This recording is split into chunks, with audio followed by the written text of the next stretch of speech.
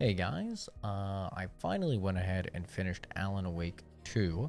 And when I say I finally finished it, I mean, I finished it actually several weeks ago. I've just been really busy, so unfortunately wasn't able to get the review out. I went on vacation for a week, like literally a few minutes after I finished the game, I had to leave for vacation.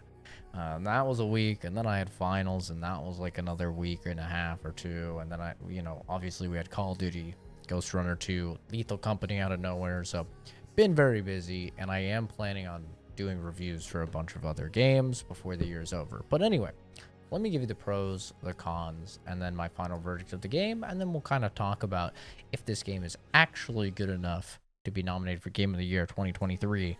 Debatably one of the best years in gaming in a very, very long time. Probably since 2018, I would even venture to say. But anyway, let's get into it. The first pro I'll say is that the price to hour or whatever is really good for a horror game for this. On PC, this game is only $50. And if you do $70, then you get the like deluxe edition that has the DLC and everything. So $50 for the game, and it took me 30 hours to complete. I did play on the hardest difficulty, and I did 100% it. So I did all the riddles and, all of the... Oh my god, the music keeps stopping. Sorry about that. I don't know what's going on. I've literally tried to record this freaking review, not even being dramatic, like 20 freaking times. Like, I tried to do it before I went on vacation and everything, and it's just like technical difficulties keep happening. God damn it, this is the one. Anyway, it took me 30 hours. I did all the riddles. I did all the fucking little caches and stuff like that. So it'll probably take you a little bit less time, to be honest. But still, $50 is really good for survival horror. Like, most of the time, horror is my favorite genre of game, so I absolutely love them. But this is where horror is kind of a tough sell for a lot of people, because most of the time horror games are like $60, $70, right? And they're like 6 to 8 hours long. Not the case with this one. I think average completion is around like 16 to 20 hours. But yeah, it's really still like quite a long game and only $50, which is awesome. Once again, not sure what the hell it is on console though. I also think that the graphics are phenomenal. Everything from the actual texture work on the levels, the texture work on the characters, and the lighting. My god, the lighting is phenomenal in this game. Like, when you're walking through the forest, it's sunrise, and all the god rays and everything are coming through the trees. It's amazing. It definitely takes me back to when Control came out, Remedy's former game, and how that was pushing rigs to their limit. This game is absolutely doing the same thing. And honestly, I think the performance for the most part is quite good when you consider how large the levels are. I was playing on all high settings, some ultra, and I was sitting at about 90 FPS for the majority of the game, like 90 to 100 FPS for the majority of the game. There were drops for sure, but that's pretty goddamn good because I'm running in 1440p as well. And I have a 3080 Ti and a Ryzen 7 5800X, 48 gigs of RAM, and the game on an NVMe SSD, so I definitely have a pretty good rig, but, I'm not having like a 4090 or anything. So I think the performance is quite good. They could, definitely dial it in a little bit in some of the areas. There were some drops, but the levels are very large, so... I think it's pretty damn good. It looks phenomenal, though. Absolutely looks phenomenal. Even on console, this game looks really, really good. I also think the sound is incredible. Your eyes are being treated beautifully, wonderfully, and your ears are being tormented because the sounds are just so fucking creepy. You'll just be walking through the forest. It's dark. You're hearing a little twig snap. You're hearing little fucking feet run around. You're hearing like distorted voices whisper into each other and stuff. You don't know if you're just having a schizo moment or if like you're actually about to be brutally murdered. It's great, man. All the sound is good. All the voice acting is also really, really good. I'd say really the only voice actor that is significantly worse than everybody else is Saga's, which is kind of unfortunate because she is, the main character of the game, or one of the two main characters of the game. And I think she is a great voice actress. It's just, I don't even have to Google it. She has some sort of accent, man. And that accent comes out a lot in the game, and it can be a little immersion breaking, especially because she can't even say her own fucking name without the accent coming out. And you know, Saga is supposed to be, I mean, she has like some Swedish background, you know, but for the most part, she's grown up in the States, so she's not supposed to have any sort of accent. But the voice actress can't even say Anderson. She always says Anderson. And so I'm guessing she's British or something, but that's just a nitpick. For the most part, all the voice acting is actually really, really good in the game. And all the spooky little sounds are good. I also enjoyed the story for the most part. We'll talk about in the cons what I didn't like, but everything up until like the last hour of the story, I thought was really, really good. I love putting all the little pieces together, figuring it out. Some of the things I found out, you know, early, some of the things I was completely wrong about. They do a great job of throwing in some twists and turns to keep you on your toes. They do some wonderful like ties in with Control.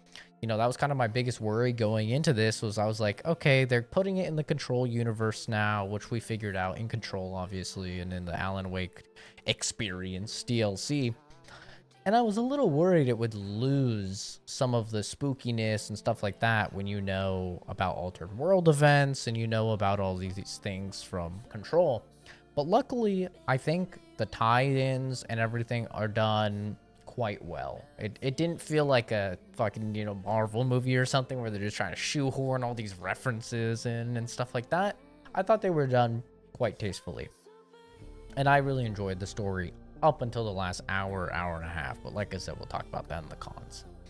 And the gameplay, you know, when we're talking about like unraveling the story, the gameplay plays a big part of that, because both of the two main characters, Alan Wake and Saga Anderson, they both have their own little gimmick or their own mechanic. So Alan Wake's, you'll see in this gameplay, his mechanic is that he can find out potential story plot points, and then he can rewrite the story, and as a result, it will change the world around him, right? And this will help you navigate different areas and potentially escape the dark place, right? Because that's what he's trying to do since the end of the first game, right? That's kind of how it ended. So that mechanic is, it's not like the craziest thing ever, right? We've seen stuff like this in other games before, where you're essentially rewriting the world and changing things, whether that's traversing to a different dimension or using a portal and or traveling to a different timeline, right? It's essentially the same thing, but I do think it's done very well in the game. And Saga's little mechanic is that she has a mind palace. And if you've ever seen Sherlock, it's essentially that. She's a detective, you know, for the FBI. So her whole shtick is putting together pieces of the puzzle on a case board. And with all of that information, she's able to make these kind of crazy, outlandish deductions that end up seemingly to always be right. And so that's sort of her mechanic, is you find information in the world, and then you go into your little mind palace, you put all the pieces of the puzzle together, and then you get this crazy deduction that can lead you in the right way. And I think it's really smart, because Remedy writes a lot of obtuse stories, right? They're definitely one of those game studios, along with like From Software, where a lot of the times the player's gonna be Googling a fucking YouTube video to figure out what the fuck they just played, right? Like, that's just kind of how it is.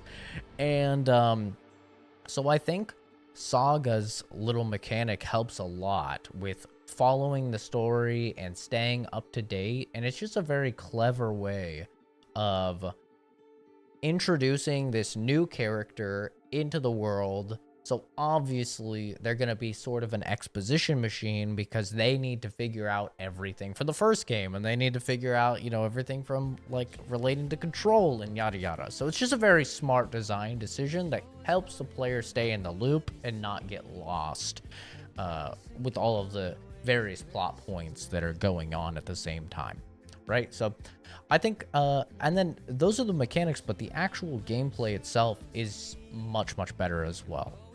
You know, just a simple introduction of a dodge makes the combat feel so much more fluid, so much more interactive and reactive. And yeah, by the end of Alan Wake 1, I remember being like, okay, the combat was pretty weak. It was just serviceable at best, right? But in this game, I think it's actually really good. And it makes me kind of sad there's no New Game Plus, because I did want to play through the combat some more with all my upgrades and stuff like that. Unfortunately, that's just not available. But the gameplay itself, what you're playing, is also very good. For Saga and for Alan. But I definitely do prefer Saga's gameplay, just because there's something about shooting a real person in the face with a shotgun and the feeling that that gives you versus shooting a little shadow demon in the face with a shotgun. I don't know if that makes me some psychopath serial killer or something. Probably wearing the hat, you know, is not helping that at all. But just saying, I prefer the blood and the goopy guts over the little sparks and shadow flickers or whatever the hell. And then the final thing I like before I get into the complaints, and this is a weird one, I don't really know how to say it other than the game makes me happy because it seems like the people making the game are just having a lot of fucking fun making the game. It's like the infectious type of positivity, and you can just see it whenever Sam Lake, you know, he's in the game. And in case you don't know, he's like the head writer, the head honcho, if you will, at Remedy. So he is in the game. And just like whenever he's on the screen and whenever they do like the real time, like real life stuff with all the models and stuff like that, it just is fun. Like, it just seems fun. It seems like they love their job. They love what they're doing. They're passionate and creative individuals. And something about that is just infectious to the player, to the point of just having a really good time. I don't know if I'm explaining that very well, but it's about as well as I can explain it. And all I can really say without any spoilers or anything is the Herald of Darkness level. If you know, you know. If you play the game, you know. That is just such a weird, fun fucking time. Like, I was just smiling ear to ear, like, that whole level, man. And that's just, you know, in a world where I play a ton of video games, and a lot of them, like, I've been playing Call of Duty. You think the devs are half as passionate over at Call of Duty? You know, whatever fucking dev is cranking the game out that year. You think that they're as passionate as the guys over at Remedy? Absolutely not, and you can feel it. But yeah, let's get into the negatives, because there certainly are some negatives in the game. And the first one I'll say is that if you're going into this game expecting like just straight up survival horror, you know, to be super scared all the time, I think you're going to be disappointed. There's some funny shit, there's some wacky shit. There's a lot of lighthearted, funny stuff, and you know, if you liked Alan Wake 1, you'll definitely like Alan Wake 2, because Alan Wake 1 had that with the weird Twilight Zone, you know, show and the weird advertisements and stuff on the TVs. Like, it was definitely wacky, and fighting a bulldozer and shit with a flashlight. Like, it was definitely wacky and lighthearted, but I think a lot of the advertising around Alan Wake 2 has been like, this is gritty survival horror, and it's not. So don't go into the game expecting that, or else you will probably be disappointed. It does get scary at times, most definitely. It can be a bit spooky, and I chose to try and pick some gameplay that was a little spooky for you. But yeah, it's not a traditional, like, this is scary game type of thing.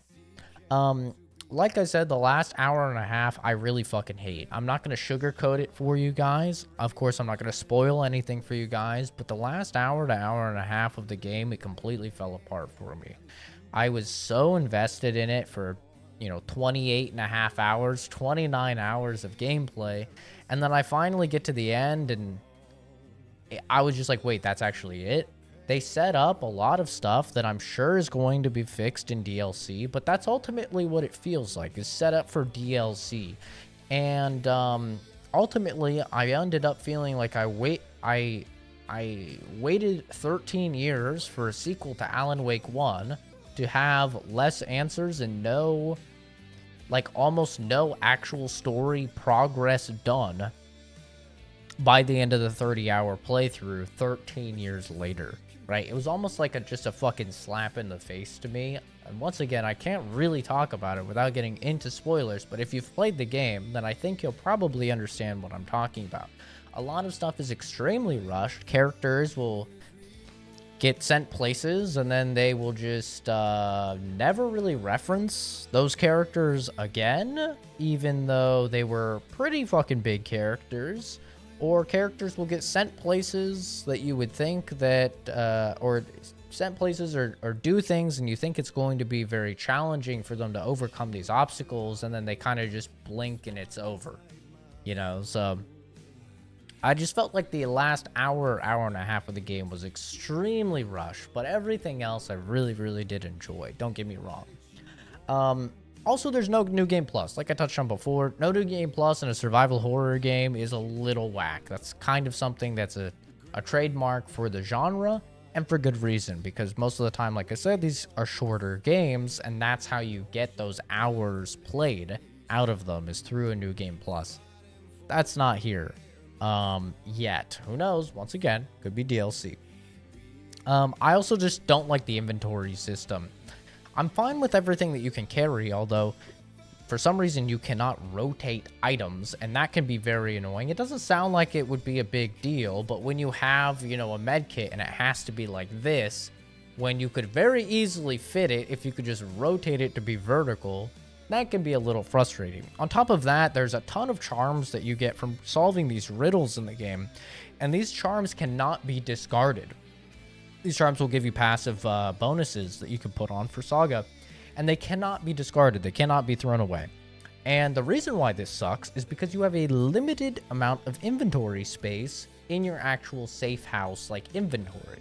So half of my, since I did all the riddles, like half of my fucking inventory is full of these shitty charms that I'll never use, because a ton of them are just like, oh, well, when you die, it just breaks the charm or whatever. So not a big fan of the inventory system. I also think the game is very easy.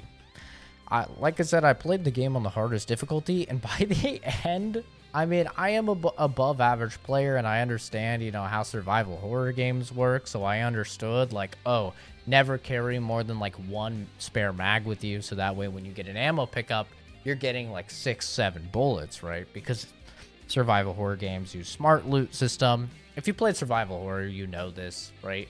If you're walking around with 30 rounds in your inventory, then when you get an ammo drop, it's going to be like one bullet, or you're just never going to get ammo drops, versus if you keep depositing that spare ammo that you have into your inventory, and you're only carrying a mag or two, when you get it, it'll be a whole 7 or 10 bullets, right? So obviously, I was doing that because I play a lot of survival horror. But yeah, by the end of the game, I actually had like 200 pistol rounds.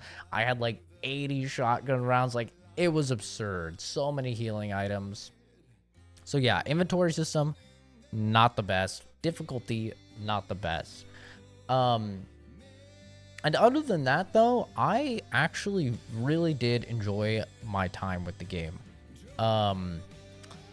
And side note, I don't know if I said this. I don't think I did, but like I said, I've had so many fucking technical difficulties, and I've had to record this video so many times. They're all blending together, but the soundtrack of the game is phenomenal. If I didn't say that, I'm telling you right now, it's a banger. I think it's easily the best soundtrack of the year for 2023. If I did already say that, well, then I'm just telling you again, it's really good. Go listen to it. It's fucking banger after banger after banger. But anyway, I really enjoyed my time with the game, even with the ending. Like, I'm happy that I've had some time to marinate on the game, right? Several weeks, because if I was really pissed when I finished the game. But now that I've had some time to marinate on it, I did still thoroughly enjoy it. It was one of those games that stuck with me for a little while. And overall, I would say For me, it's at a solid 8. I think it is a great game. You know, for me, a 5 is average, 6 is above average, 7 is good, 8 is great, 9 is amazing, and 10 is like a near perfect masterpiece. I don't think it's like near perfect masterpiece or like quite to like the amazing level. I think there's a lot of games that came out this year that were better, but I do think it is a great game. I think the experience I had playing it was extremely enjoyable. I love the world, and even if I'm not happy with what they decided to do with the story, I am actually excited for the DLC for that story to be finished. But yeah, let me know if I'm completely wrong, if you love the game and you think it is your game of the year. I think that if this game came out maybe last year or something, you know, one of the slower years, we'd actually have a conversation about it being game of the year. But for me, there's just too many fucking bangers that came out this year for this game to be in competition. Like, you can't release, you know, alongside all of these 9s and 10s out of like 9 out of 10s and 10s out of 10s, and then like be considered a game of the year for me personally. But anyway, thanks for watching. Hopefully there's no giant glaring issues in this video. If there is, god damn it, I'm gonna be pissed. Have a fantastic rest of your day, and expect some more reviews coming up for Ghost Runner 2, Final Fantasy 16 since I'm finally playing that, Lethal Company, possibly Call of Duty if I decide to. But yeah, more reviews down the line, and of course the live streams where I play all of these games and review them live and talk about my impressions and everything. So yeah, have a good one, everybody. Bye bye, bye bye, bye bye.